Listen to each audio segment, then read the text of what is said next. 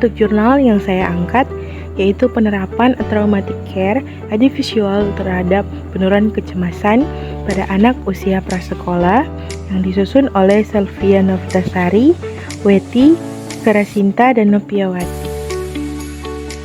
Tujuan dari penelitian ini yaitu untuk mengetahui pengaruh penerapan traumatic care dengan audiovisual untuk mengurangi atau meminimalisir kecemasan anak yang mengalami hospitalisasi saat pandemi COVID-19 di RS Harapan dan Doa Kota Bengkulu. Untuk metode penelitiannya menggunakan penelitian kuantitatif dengan desain kuasi eksperimental. Penelitian ini dibagi dalam 2 kelompok, yaitu kelompok kontrol yang tidak diberikan intervensi dan kelompok intervensi yang dilakukan penerapan traumatic care dengan audiovisual. Berdasarkan tabel 1, yaitu distribusi frekuensi jenis kelamin, umur responden, dari 6 responden, mayoritas responden dengan jenis kelamin laki-laki sebanyak 4 orang atau 66,7%, dan umur responden didapatkan dari 6 orang responden mayoritas berumur 3 tahun, yaitu sebanyak 4 orang atau 66,7% berumur 3 tahun.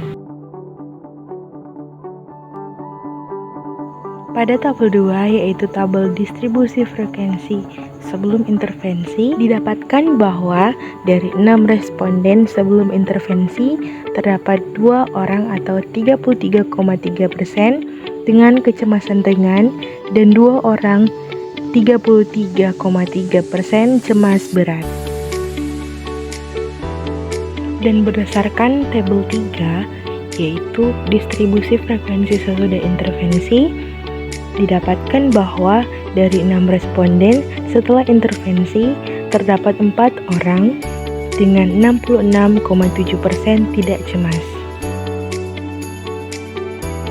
Untuk tabel 4, yaitu tabel rata-rata sebelum dan sesudah dilakukan intervensi, menunjukkan bahwa hasil analisis juga didapatkan rata-rata nilai pre-intervensi adalah 2,83 dengan standar deviasi 1,835.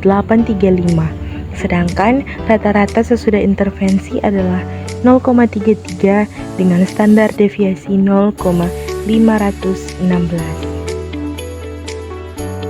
Berdasarkan tabel 5, yaitu perbedaan rata-rata sebelum dan sesudah dilakukan intervensi, didapatkan hasil perbedaan rata-rata penurunan frekuensi kecemasan sebelum dan sesudah dilakukan intervensi, yang berarti ada pengaruh yang signifikan intervensi yang dilakukan terhadap penurunan frekuensi kecemasan pada responden.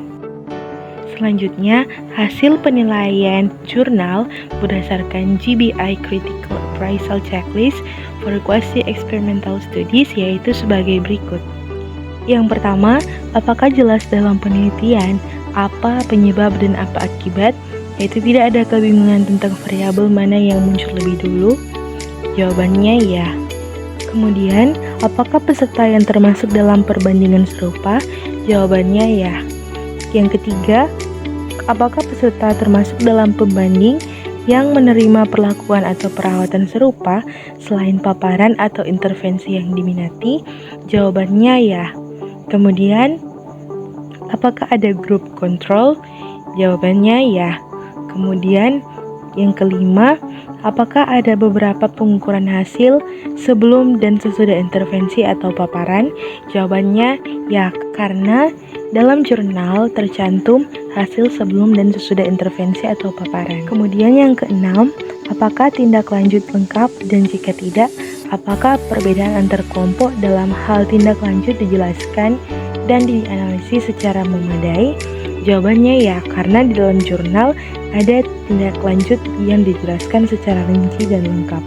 Kemudian yang ketujuh, yaitu apakah hasil peserta termasuk dalam pembandingan yang diukur dengan cara yang sama? Jawabannya ya. Kemudian pertanyaan yang ke-8, apakah hasil diukur dengan cara yang dapat diandalkan? Jawabannya ya. Kemudian yang terakhir yaitu apakah analisis statistik yang cepat digunakan? Jawabannya ya. Checklist yang sudah saya isi ini berdasarkan hasil dari jurnal yang telah saya pelajari.